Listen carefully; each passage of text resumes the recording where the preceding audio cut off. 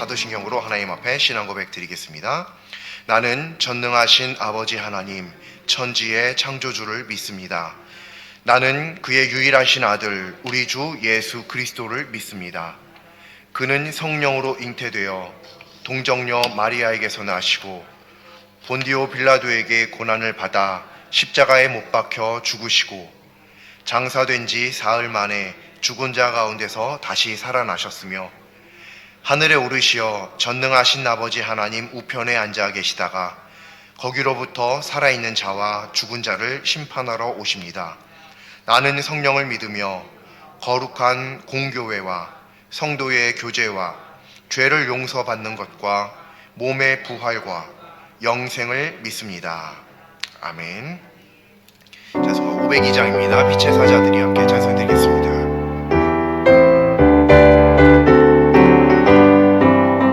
빛의 사자들이여 어서 가서 어둠을 물리치고 주의 진리 모르는 백성에게 복음의 빛 비춰라.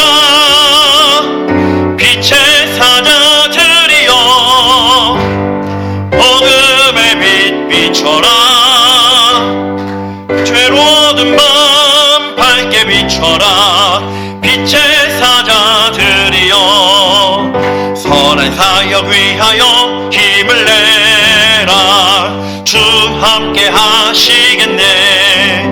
주의 크신 사랑을 전파하며 복음의 빛 비춰라. 빛의 사자들이여 복음의 빛 비춰라. 죄로운 밤 밝게 비춰라. 빛의 사자들이여 주님 부탁하신 말 순종하여 이 진리 전파하라. 산을 넘고 물 건너 힘을 다해 복음의 빛 비춰라. 빛의 사자들이여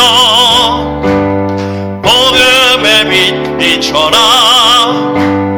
죄로운 밤 밝게 비춰라. 빛의 사자들이여 동서남북 어디나 땅끝까지 주님만을 지하고 묻어두어 못 보는 백성에게 복음의 빛 비춰라. 빛의 사자들이여 복음의 빛 비춰라. 죄로운 밤 밝게 비춰라. 빛의 사자들이여. 아멘. 거룩하신 하나님 감사합니다. 오늘도 저희들을 하나님 앞에 불러 모아주시고 이곳에서 참으로 하나님의 이름을 부르며 하나님 앞에 영광 돌리게 하여 주시니 진정으로 감사합니다. 이 하나님 앞에 영광 돌리는 시간을 통해 하나님과 더욱더 긴밀하게 교제할 수 있는 저희들 되게 하여 주옵시고 오늘 이 예배를 통하여 살아계신 하나님을 만나며 그 하나님 앞에 저희들이 하나님의 자녀됨을 체험하고 경험하는 이 시간 될 수 있도록 인도하여 주시옵소서. 오늘 이 예배를 통하여서 하나님의 음성을 듣고자 합니다. 저희들의 영적인 귀를 열어주시고 하나님의 음성이 들려질 때 아멘으로 믿어지게 하여 주옵시고 믿는 믿음으로 말미암아 온 땅 가운데 나아가 하나님의 이름을 전하며 또 하나님의 능력을 전파할 수 있는 믿음의 자녀 삼아 주시옵소서. 오늘도 하나님의 말씀을 들을 때에 저희들이 온전히 하나님 앞에 좌정하고 자복하고 회개하여서 정말로 순결한 영혼을 가지고 하나님 앞에 나아가게 도와주시고 또 이 자리 가운데 임하여 주시는 하나님, 이 자리 가운데 이 예배를 기뻐 받아주시는 그 하나님을 온전히 높여드리는 저희들 되게 하여 주옵소서. 오늘도 이 예배에 승리하게 성공하게 하여 주실 예수님의 그 능력을 믿사오며 거룩하신 예수님의 이름으로 기도드립니다. 아멘.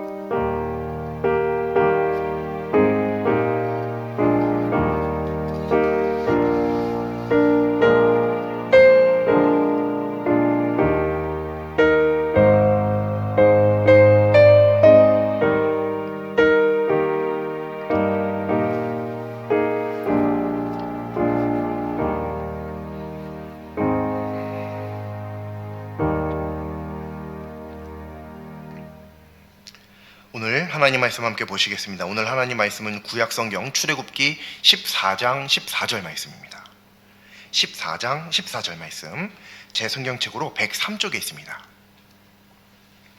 구약성경 103쪽이고요. 출애굽기 14장 14절 말씀입니다. 굉장히 짧은 말씀인데요. 합독하겠습니다. 14장 14절 말씀 함께 합독하겠습니다. 여호와께서 너희를 위하여 싸우시리니 너희는 가만히 있을지니라. 아멘. 특별한 경우를 제외하고 일반적으로 사람이라면 누구나 재미있는 것을 좋아하지 재미없는 것을 좋아하는 사람은 없을 것입니다. 그렇죠? 이거는 믿음 생활에도 동일하게 적용됩니다. 그리스도인에게 요구되는 구체적인 믿음 생활, 기도 생활, 찬양하는 생활, 말씀 보는 생활, 이런 기초적인 아주 기본적인 그리고 당연한 그런 그리스도인의 믿음 생활에서도 이것은 똑같이 적용됩니다. 우리는 다 잘 알고 있죠. 하나님을 믿는 사람이라고 한다면 당연히 언제나 하나님을 높일 수 있어야 한다. 찬양할 수 있어야 한다.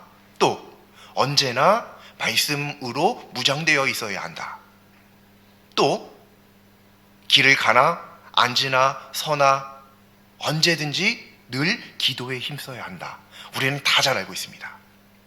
근데 우리 말씀, 기도, 찬양 이것 중에 우리가 제일 쉽게 접근하는 게 뭔지 알고 계시죠? 찬양입니다. 제일 쉽게 접근하는 거예요. 물론 여러 가지 이유가 있겠지만 이 찬양은요, 그 특성상 음악이라는 요소가 결부되어 있습니다. 합쳐져 있습니다. 그렇기 때문에 이 음악이 재미가 있죠. 이 음악은 재미있습니다. 이렇게 TV 같은 데 보면 노래 잘하는 사람, 악기 연주 잘하는 사람, 이런 어떤 음악적인 재능이 있는 사람들 보면 굉장히 부럽고 또 굉장히 대단해 보이죠. 저도 그렇게 보이는데 이 음악적인 요소가 굉장히 재미가 있기 때문에 TV에 이제 프로그램으로도 만들어집니다. 자주. 그리고 굉장히 높은 시청률도 가지고 있죠. 이 음악이라고 하는 요소가 이렇게 합쳐져 있기 때문에 이 찬양이라고 하는 것은 재미있습니다. 그래서 가장 우리가 쉽게 접근할 수 있습니다. 그러니까 찬양도 우리가 재미있어서 쉽게 접근한다는 거죠. 근데 한번 생각해 보세요. 말씀 재미있나요? 기도 재미있으신가요? 우리가 기도 언제 하죠, 보통? 우리 기쁘고 즐겁고 기분 좋을 때 잘 기도 안 합니다. 항상 힘들고 고통스럽고 어려울 때 하는 게 기도죠. 그러니까 기도는 재미가 없어요. 이미 시작부터 어려울 때 시작하는 거예요. 재미로 시작하는 게 아닙니다. 기도 자체가. 말씀이요. 이거 말씀 읽어야 되는 건 알겠는데 재미가 있어야 읽죠. 재미있는 책은 읽지 말라고 해도 읽을 거예요. 그렇죠? 근데 이거는 읽으라고 해도 읽기 싫어요. 그렇죠? 왜요? 재미없으니까요. 재미없으니까요. 저도 마찬가지였습니다. 성경이 재미가 없었어요. 그래서 안 읽었죠. 신학생이고 그게 무슨 상관이에요. 재미가 없는데요. 누구나 다 똑같죠. 근데 어느 날 갑자기 성경이 재미있어지기 시작합니다. 그 뒤로 전 지금까지도 하나님 앞에서 정직하게 성경이 재미있다라고 얘기하는 사람인데요. 그 뒤로부터 성경을 1년에 6번 읽고 조금 며칠 남습니다. 1년이면. 그러니까 보통 1독 하는데 2달 조금 안 걸려요. 재미있으니까 그렇게 되더라고요. 누가 시키지도 않았어요. 누가 검사하지도 않았어요. 재미있으니까 됩니다. 이게 믿음 생활에도 동일하게 적용됩니다. 우리가 재미있는 것은 찾아서 하고 시키지 않아도, 또 재미없는 것은 시켜도 하기 싫은 것, 이게 믿음 생활에도 동일하게 적용됩니다. 근데 문제는 재미있는 것만 하고 살 수는 없다는 거죠. 우리가 때때로 재미없어도 우리가 피할 수 없는 것도 있고요, 재미없지만 반드시 해야만 되는 것도 있을 수 있습니다. 또 심지어 그것들 중에는 재미없지만 해야 되는데 또 실패하면 안 되는 것들도 있을 수 있어요. 그것들 중에 한 가지가 오늘 말씀의 제목과 같이 자신과의 싸움입니다. 우리 자신과의 싸움은 이렇게 싸움하는 거 누가 좋아하겠어요? 그런데 자신과의 싸움 한다라고 한다면 우리가 이게 보통 피할 수가 없을 때가 많이 있을 것입니다. 나 자신과 싸워야 되는 경우가 굉장히 많이 있을 수 있을 거예요. 근데 문제는 나 자신과 싸우는 그 싸움이 재밌느냐? 그냥 싸움도 재미없죠. 근데 나 자신과 싸우는 거는 누군가를 이겨야 또 재미도 있을 수 있는데, 싸움엔 말이죠. 근데 나랑 싸우면 이겨도 내가 이긴 거고 져도 내가 진 거고 다 그냥 나예요. 그러니까 이건 재미가 없는 싸움이에요. 별로 하고 싶지 않죠. 근데 문제는 해야만 될 때가 있고, 더 큰 문제는 뭐냐면 자신과의 싸움은 거의 대부분 지면 안 되는 싸움들입니다. 다 이겨야 되는 싸움들이에요. 지면 굉장히 큰 문제가 발생되는 싸움들이 자신과의 싸움입니다. 오늘 하나님의 말씀을 통해서 이 자신과의 싸움, 이것을 하나님께서 말씀하여 주실 텐데, 이 말씀을 통해 우리가 언젠가 이렇게 자신과 싸워야 할 때가 올 텐데, 그때가 언제인지 올바르게 깨닫고 또 그 싸움에서 필승, 무조건 승리하는 그러한 복을 받을 수 있기를 간절히 소망합니다. 하나님께서 이스라엘을 가나안으로 인도하시기 위해 이스라엘을 애굽에서 이제 구원하십니다. 이때 이스라엘은 애굽에서 나오자마자 생명을 잃을 수 있는 매우 위험한 상황에 놓이게 됩니다. 어떤 상황이냐면 앞에는 홍해가 있고 뒤에서는 애굽 군대가 쫓아오는 거예요. 근데 한두 명이면 어떻게든 뭐 도망간다든지 숨는다든지 할 수 있는데, 성경에 보면 이 여성들이나 아이들 이런 사람들 빼고 전쟁할 수 있는 장정들만 60만 명이라고 나와 있죠. 성경에는 60만 명이라고 나와 있지만 학자들은 이야기합니다. 그 어린 아이들과 노인들과 여성들 다 합치면 약 200만 명 정도가 될 것이라 라고 말이죠. 그 거대한 숫자가 도대체 어디로 피할 수 있겠어요? 어디로 피할 수 있겠어요? 굉장히 위험한 지금 상황이 펼쳐져 있는 것입니다. 우리는 이때 하나님께서 왜 이 이스라엘 백성들을 홍해에 있는 쪽으로 자꾸 인도하셨을까? 라고 궁금증을 가져볼 수 있겠습니다. 근데 사실 이게 성경에 나와 있는 것 아시나요? 우리는 이스라엘 백성들이 홍해 앞에, 그리고 홍해 앞에 섰었고 뒤에서 애굽 군대가 쫓아왔고 하나님께서 그 애굽 사람들을 홍해에서 수장시키시고 이스라엘 백성들은 다 건너가게 해주시고 모세가 홍해를 걷어서 마른 땅을 지나가게끔 하고, 이것은 기억하죠. 매우 유명한 일이고 기적적인 일이니까요. 근데 하나님께서 왜 홍해 쪽으로 인도하셨는가? 요 이유가 있다라는 것 자체, 또 이러한 궁금증을 가지는 게 별로 쉽지 않습니다. 자, 근데 이게 성경에 나와 있습니다. 성경에 보면 13장, 우리가 읽지는 않았지만 17절 말씀을 보시면 뭐라고 나왔냐면, 이 이스라엘 백성들이 이제 지도를 나중에 한번 혹시 보실 일이 있으시면 이 성경책 뒤에 보면 나오거든요. 지도가들이 보통 성경책 맨 뒤에 보면 이제 나오는데, 거기 보면 보통 첫 번째 지도가 출애굽 지도일 겁니다. 근데 그 출애굽 지도를 보면 이스라엘 백성들이 나와서 가나안으로 이렇게 가야 되는데 이렇게 안 가고 여기서 이렇게 내려왔다 갑니다. 지금 이렇게 내려간 게 뭐냐면 홍해 쪽으로 돌아가는 거예요. 여기서 이렇게 가면 금방 직선거리로 갈 수 있는 거리를 이렇게 내려왔다 갑니다. 하나님께서 왜 그러셨는지가 13장 17절 말씀에 나옵니다. 뭐라고 나오냐면, 거기에 블레셋이라고 하는 강대국이 또 있었는데 말이죠. 그 블레셋을 지나가려고 하면 전쟁을 해야 되고 싸움이죠. 이 전쟁을 지금 이스라엘 백성들이 막 애굽에서 나왔단 말이죠. 이때 전쟁까지 치르게 되면 이 사람들이 마음을 돌이켜서 다시 애굽으로 돌아갈까 봐 하나님께서 일부러 이 이스라엘 백성들의 연약한 마음과 정신 상태와 믿음 상태 이런 것을 배려하셔서, 고려하셔서 일부러 홍해 쪽으로 인도하셨다라는 게 성경 말씀에 나와 있어요. 즉 홍해로 갈 수밖에 없었던 이유는 이스라엘 백성들이 지금 싸울 만한 단계가 아니었다는 거죠. 전쟁할 만한 단계가 아니었다는 거예요. 바꿔 말하면 이들이 만약 전쟁할 수 있는 단계였다면, 전쟁에서 승리할 수 있는 단계였다면 그냥 지나칠 수도 분명히 있었을 가능성이 있다. 우리는 그렇게 생각해 볼 수 있겠습니다.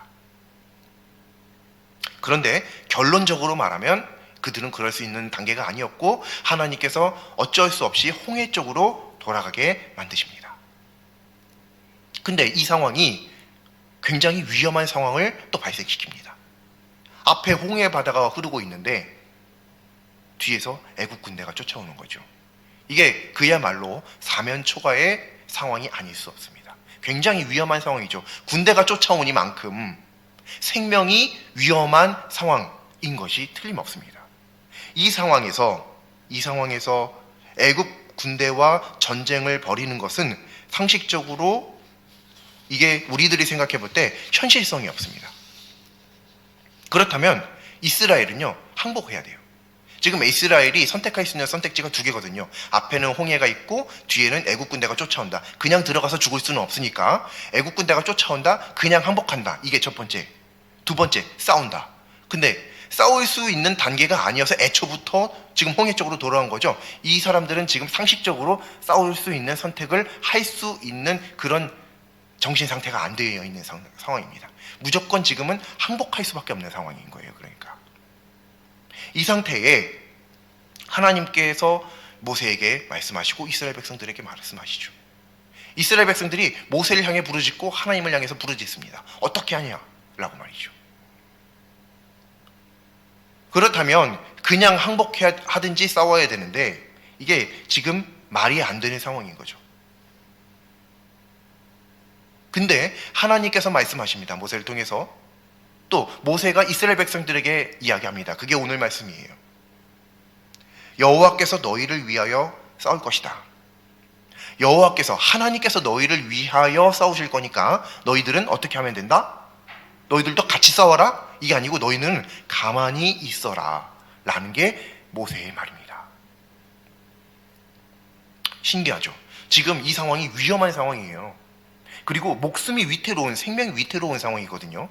강제로 죽임을 당할 수밖에 없는 그런 상황입니다.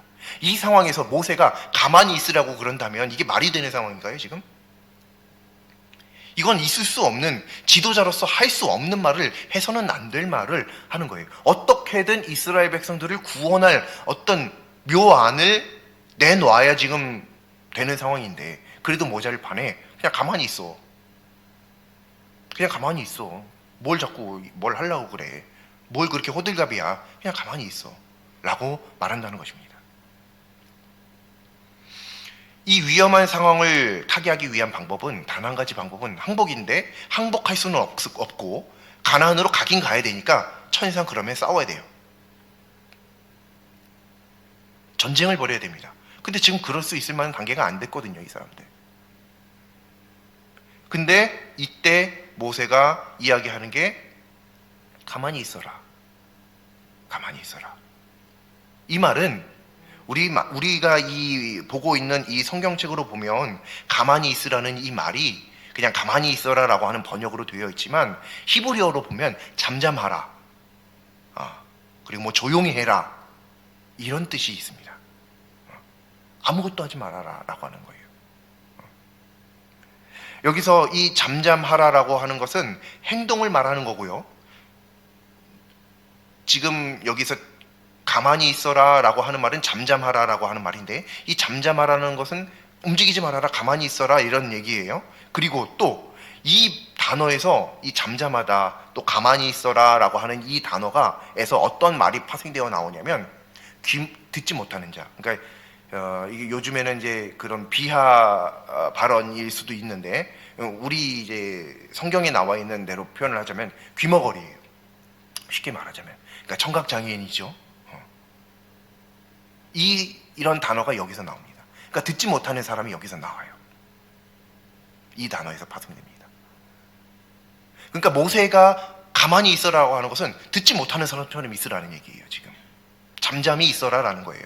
아무 행동도 하지 말아라. 그리고 듣지 못하는 사람처럼 있어라 라는 뜻이 그 말 속에 포함되어 있는 거예요. 우리는 그냥 가만히 있어라, 그냥 가만히 있어라라고 하는 그냥 대충 그 정도 뜻인가 보다라고 생각하고 넘어갈 수 있는데 이 사람들은 히브리 말을 사용하는 사람들이죠. 모세가 가만히 있어라라고 말하는 순간 정말 아무것도 하지 말고 가만히 그냥 돌처럼 가만히 있어라. 듣지 못하는 사람처럼 있어야 되는구나. 즉 무슨 말이냐면 모세가 이 이스라엘 백성들에게 조용히 있어라, 듣지 못하는 사람처럼 있어라라고 하는 것은 조용히 있어라는 말과 동일한 또 말인 것입니다. 말도 하지 말고 듣지도 말고 움직이지도 말고 가만히 있어라라는 거예요. 그럼 지금 이 상황에서 그렇게 말하는 것은 무슨 말이죠? 그냥 죽이면 죽이는 대로 죽어라 이 말이죠. 쉽게 말하면 굉장히 지금 위험한 상황 속에서 모세는 이스라엘 백성들에게 그렇게 말하고 있습니다. 이 말도 안 되는 말이에요. 그렇죠? 우리가 생각해도 상식적이지 않습니다. 매우 비현실적이고 그렇습니다. 그런데 이 위험한 상황 속에서 모세가 그렇게 이야기하는 것, 지금 이스라엘은요, 평화를 위해서, 평화를 향해서, 애굽에서 가나안을 향해서 나온 것입니다. 그렇죠? 애굽에서 나온 것은 평화 때문에 나온 거예요. 거기는 평화가 없거든요. 고통만 있거든요. 아픔만 있거든요. 애굽은요. 근데 가나안은요, 하나님께서 인도하신 복의 땅이에요. 그렇기 때문에 거기는 참 평화와 참 평안이 있는 곳입니다. 그것을 바라보고 나왔는데, 나오자마자 어떤 일이 발생해요? 목숨을 빼앗길 수 있는 상황이 발생되는 것이죠. 말도 안 되는 상황 앞에서 모세는 말도 안 되는 말을 하고 있습니다. 여기서 분위기를 잠깐 반전시켜서 이스라엘이 간과하고 있는 한 가지를 우리가 한번 살펴보겠습니다. 이스라엘이 홍해로 가는 광야로 행할 때 하나님께서 이스라엘에게 엄청난 선물 두 가지를 주셨습니다. 성경에 보면 나오는데요, 뭐냐면 구름 기둥과 불 기둥입니다. 구름 기둥과 불 기둥, 하나님께서 이스라엘 백성들에게 이걸 선물로 주셨어요. 이게 이스라엘 백성들이 가나안에 들어가기까지 늘 함께 하거든요. 낮이나 밤이나 늘 함께 하거든요. 지금 이때가 지금 어느 상황이냐면 이스라엘 백성들 눈앞에 구름 기둥이 있고 불 기둥이 있는 그 상황이에요. 지금 내 눈에 구름 기둥이 보이고 불 기둥이 보입니다. 근데 내 앞에는 홍해 바다가 펼쳐져 있네요. 뒤에서는 애국 군대가 쫓아와요. 자, 만약 우리가 이 상황이라고 한다면, 이스라엘 백성들의 상황이라고 한다면 우리는 어떨까요? 어떤 선택을 할까요? 어떤 마음이 들까요? 우리도 이스라엘 백성들처럼 그렇게 두려움에 사로잡힐까요? 문제는 이스라엘 백성들 눈앞에 지금 뭐가 있냔 말이죠. 구름 기둥, 불 기둥. 이걸 현대 과학으로도 만들기도 어려울 뿐더러 이게 특정 기간, 특정한 사람들을 뒤쫓아다니게 인도하게끔 만들 수도 없어요. 이건 절대적 하나님의 기적입니다. 이걸 지금 우리는 성경 말씀으로 보고도 신기한 건데 이 사람들은 지금 눈에 가시적으로 지금 보이고 있거든요. 내 눈앞에 저기 보면 구름 기둥이 있고 불 기둥이 있어요. 그 상황 속에서도 뭐 때문에 두려워해요? 앞에 홍해 바다가 있고 뒤에 애국 군대가 쫓아오니까 두려운 거예요. 내 눈앞에 하나님의 기적이 지금도 펼쳐져 있음에도 불구하고 두려운 거죠. 이게 이스라엘 백성들의 상황이었습니다. 우리는 과연 어떨까요? 만약 우리가 이스라엘 백성이라고 한다면 우리는 좀 다를 수 있을까요? 그런데 사람은 누구나 이렇게 연약하다는 사실을 우리는 기억해야만 합니다. 물론 그렇지 않을 수 있어요. 우리들 중 누군가는 이스라엘 백성들과 같지 않을 수 있겠습니다. 하지만 누군가는 이스라엘 백성들과 같을 수도 있고 그보다도 더 심할 수도 있고 때로 내가 그런 입장에 처하게 되는 상황도 펼쳐질 수 있다는 사실을 우리는 잊어서는 안 됩니다. 그러니 이 말씀을 보면서 우리들의 시각이 에이 이스라엘 백성들 부족하네, 어리석은 백성들 하고 끝나면 아무 소득이 없는 거예요. 하나님의 음성을 듣지 못하는 것과 같습니다. 아, 나도 그럴 수 있으니 하나님, 저에게는 어떠한 상황 속에서도 어떤 것이 내 눈에 보여져도 하나님의 기적을 바라볼 수 있는 영적인 눈이 감겨지지 않게 하여 주옵소서. 우리 늘 그렇게 하나님 앞에 부르짖으며 나가야 할 줄로 믿습니다. 자, 이런 상황에서 여전히 이스라엘 눈앞에 수많은 위험 상황이 그대로 존재하고 있습니다. 기적을 바로 눈앞에서 보고 있는 이 현재 상황에도 애굽의 군대를 두려워하는 이스라엘 모습, 우리는 이 말씀 통해서 분명하게 발견할 수 있습니다. 이 위험한 상황을 한 번에 해결할 수 있는 타겟책이 딱 하나 있습니다. 전쟁이죠. 항복하면 애굽으로 다시 돌아가야 되잖아요. 항복 아니면 전쟁인데 항복하면 돌아가야 돼요. 다 붙잡혀 가야죠. 그러니 천상 하나님께서 인도하셔서 가나안을 들어가야 되는 입장에서는 지금 사실 전쟁 밖에는 선택할 수 있는 선택지가 없는 거예요. 이스라엘 백성들은. 다만 이스라엘 백성들이 그렇게 할 만한 지금 상태가 아닌 것뿐인 거죠. 분명 그런 상태이기는 하나 현재 이스라엘 백성들이 가나안으로 들어가기 위해서 딱 한 가지밖에 선택할 수 없습니다. 애굽 군대와 싸우는 것이에요. 전쟁입니다. 이 싸움을 하지 않고서는 지금 도망갈 수 있는, 가나안으로 들어갈 수 있는 방법이 없습니다. 근데 사실 그것은 우리들이 이 성경을 보면서 그냥 표면적으로 나타난 부분들만 보기 때문에 그렇게 이야기할 수 있는 것이지, 한번 잘 생각해 보세요. 이 이스라엘 백성들은 어떤 상황이냐 말이죠.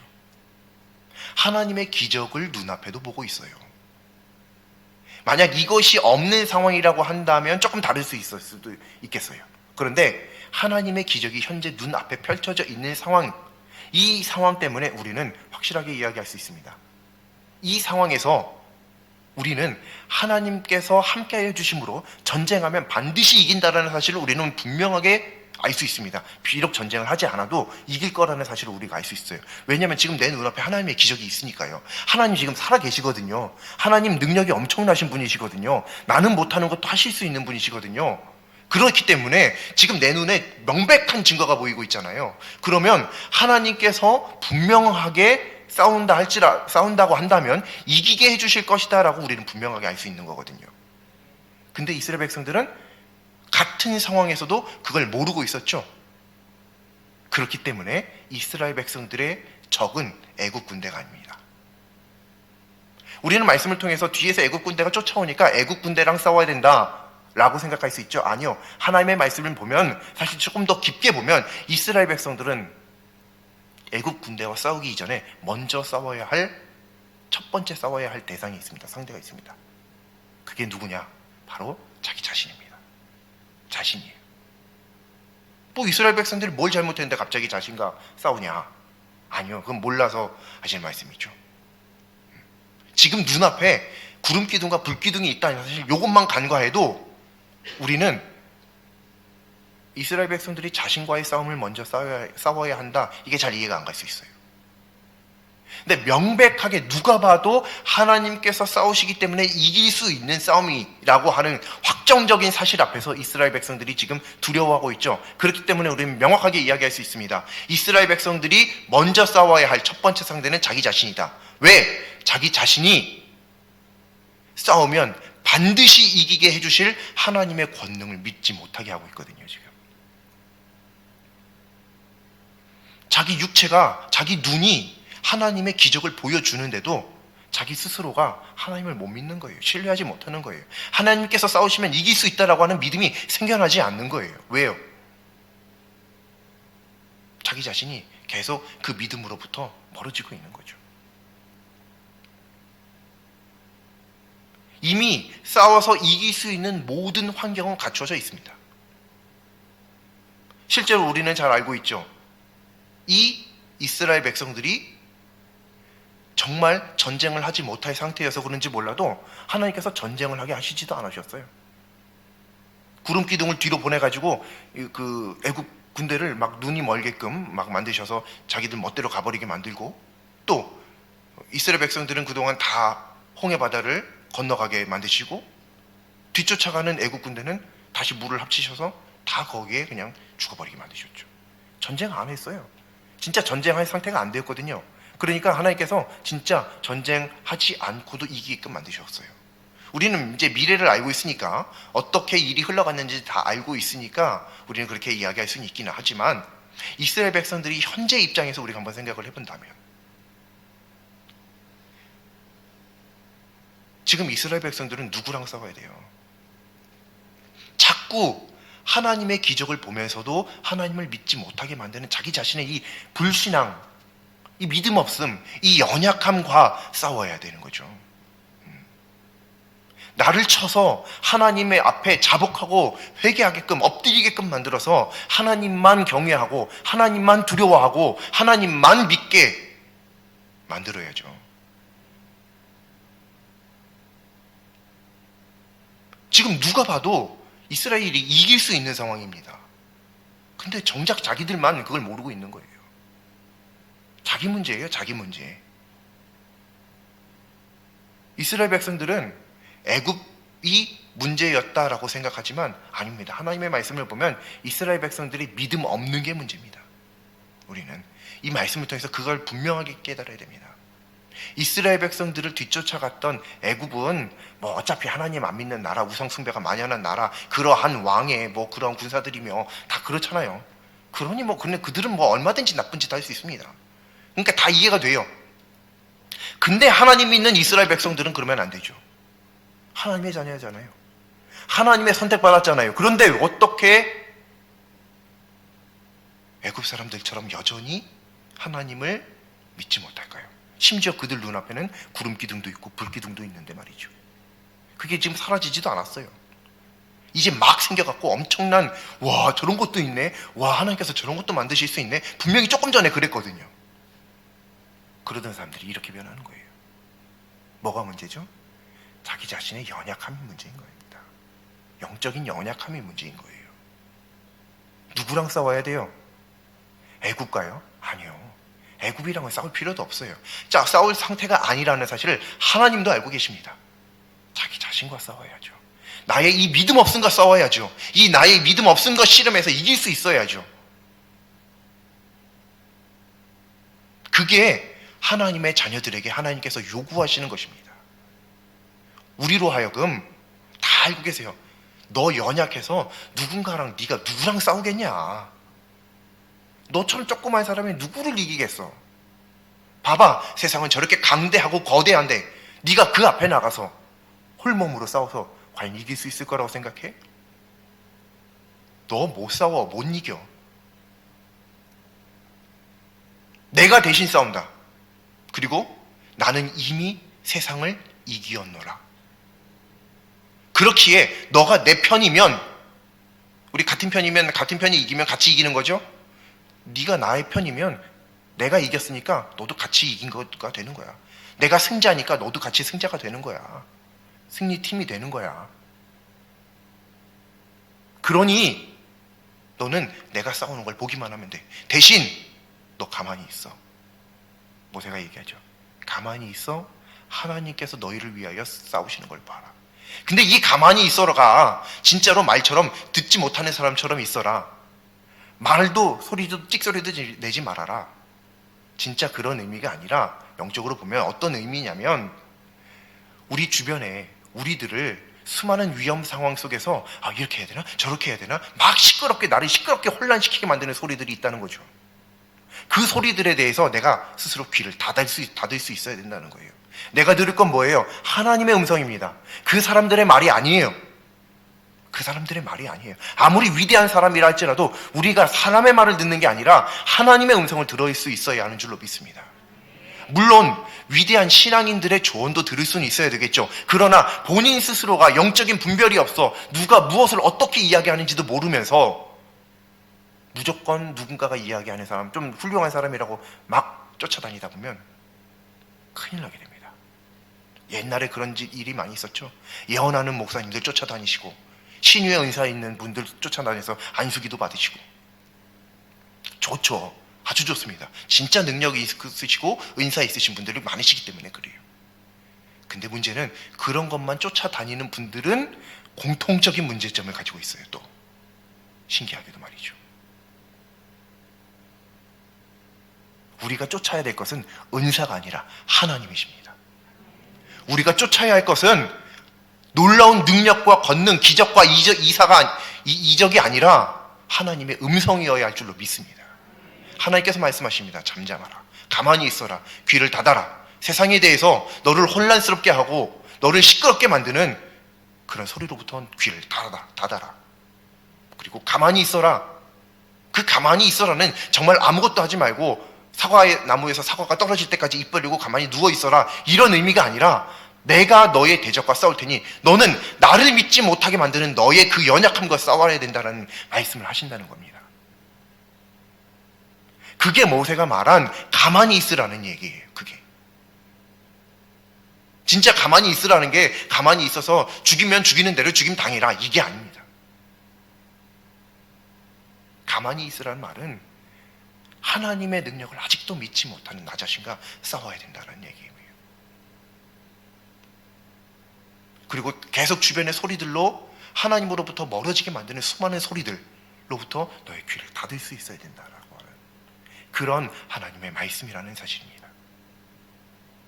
오늘 이 하나님의 말씀을 통해서 이스라엘 백성들은 분명히 이길 수 있는 상황임에도 불구하고 자신들이 이길 수 있다는 사실을 몰랐습니다. 믿지 못했습니다. 결국 자기 자신과의 싸움에서도 진 사람들입니다. 자기 자신과의 싸움에서 져버리니 어떤 문제가 발생하죠? 이 이후로도 이스라엘 백성들은 계속적으로 자기 자신과의 싸움에서 집니다. 또 집니다. 물론 이길 때도 있었지만요.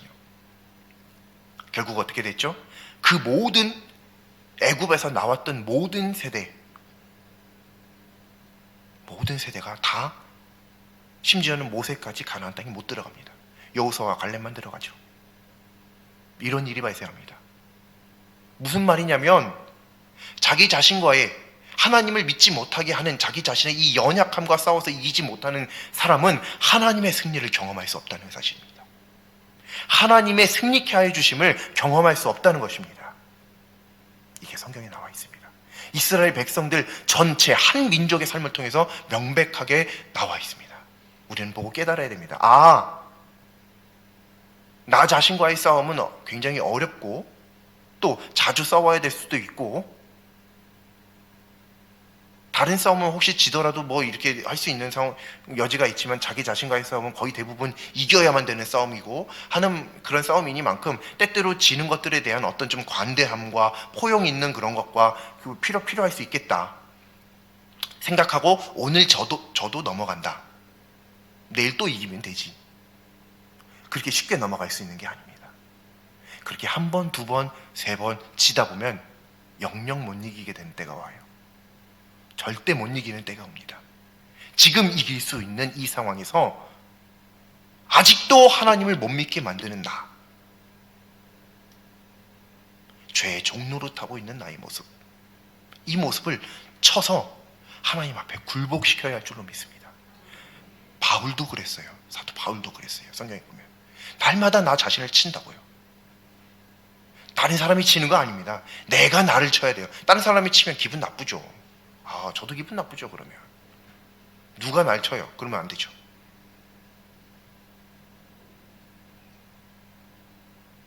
내가 날 쳐야 됩니다. 나중에 하나님이 치시면 그땐 큰일 납니다. 지금 우리는 이제 살아가면서 하나님께서 내가 뭐 했더니 벌 주셨네, 하나님께서 치셨어, 뭐 이런 말들 종종 하실 때 있으시죠? 그거 아닙니다. 하나님께서 치시면 고작 그거밖에 안 될까요? 하나님께서 치시면 최소 생명이 날아가지 않을까요? 하나님께서 그냥 바람만 부르셔도 우린 그냥 그냥 놔둔 겁니다. 우린 그냥 죽는 거예요. 근데 뭐 하나님께서 우리 뭐 잘못해서 벌하셨다, 하나님께서 우리 뭐 잘못할 때마다 우리 벌하실 줄 아세요? 아니요. 하나님은 길이 참으시는 분이십니다. 대신 반드시 그것을 잊지 않고 기억하셔서 나중에 그것들에 대한 회개를 하실 때가 오죠. 그래서 죄를 짓지 말고 하나님 앞에 성결하게 살아가야 된다라고 하는 것이지, 하나님께서 우리가 뭐 잘못할 때마다 너 요만큼 잘못했으니까 이번에는 요만큼 치고 저렇게 치고 여기 쳤다가 저기 쳤다가, 아니요. 절대 그렇지 않으세요. 하나님 길이 참으십니다. 끝까지 참으십니다. 왜 참으시는지 이해가 안 될 정도로 참으십니다. 근데 이것을 역이용해서 하나님께서 아직도 참고 계시니 당분간은 조금 내가 못되게 좀 살아봐야 되겠다, 그러면 큰일 납니다. 그거는 있을 수 없는 일이에요. 그거는 하나님은 그 중심도 다 알고 계십니다. 어쨌든 하나님께서 우리들을 치시는 것은 그런 게 그 정도가 아닙니다. 그건 하나님께서 치시는 게 아니에요. 하나님께서 우리들에게 기회를 주시는 겁니다. 우리들에게 가르침을 주시는 거예요. 우리가 하나님의 이 가르침을 주시는 이 기회에 하나님을 더욱더 깊이 신뢰해야 할 줄로 믿습니다. 하나님을 온전히 믿지 못하게 만드는 나 자신의 이 연약한 믿음 상태, 이 영적인 상태를 하나님 앞에 도우심을 구하며 나아갈 수 있는 우리 모두가 될 수 있기를 간절히 소망합니다. 자기 자신과의 싸움은 굉장히 재미없습니다. 재미없기 때문에 하고 싶지 않아요. 별로. 누구나 다 그럴 겁니다. 그런데 그래도 해야만 됩니다. 이거는 왜냐하면 우리들의 믿음 생활과 매우 밀접한 관련이 있기 때문에 그렇습니다. 바로 이때 하나님의 싸움, 하나님의 승리를 경험할 수 있는 겁니다. 지금이 기회인 것이죠. 홍해 앞에 선 이스라엘이 아니라 홍해 앞에 선 모세처럼 가만히 있어 하나님의 하나님 되심을 바라보는 우리 모두가 될 수 있기를 간절히 소망합니다.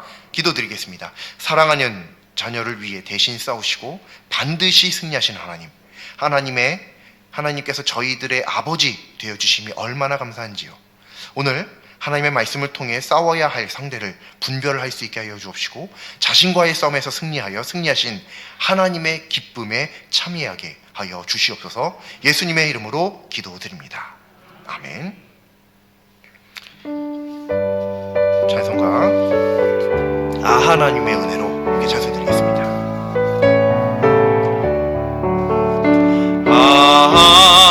하나님의 은혜로 있을 데 없는 자 왜 구속하여 주는지 난 알 수 없도다. 내가 믿고 또 의지함은 내 모든 형편 아시는 주님 늘 보호해 주실 것을 나는 확실히 아네. 왜 내게 굳센 믿음과 또 복음 주셔서 내 마음이 항상 편한지 난 알 수 없도다. 믿고 또 의지함은 내 모든 형편 아시는 주님 늘 보호해 주실 것을 나는 확실히 아네. 왜 내게 성령 주셔서 내 마음 감동해 주 예수 믿게 하는지 난 알 수 없도다.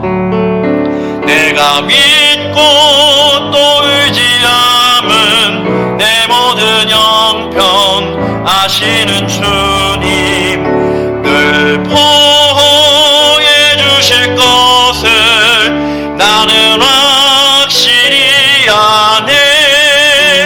주 언제 강림하실지 혹밤에 혹낮에 또 주님 만날 그곳도 난 알 수 없도다.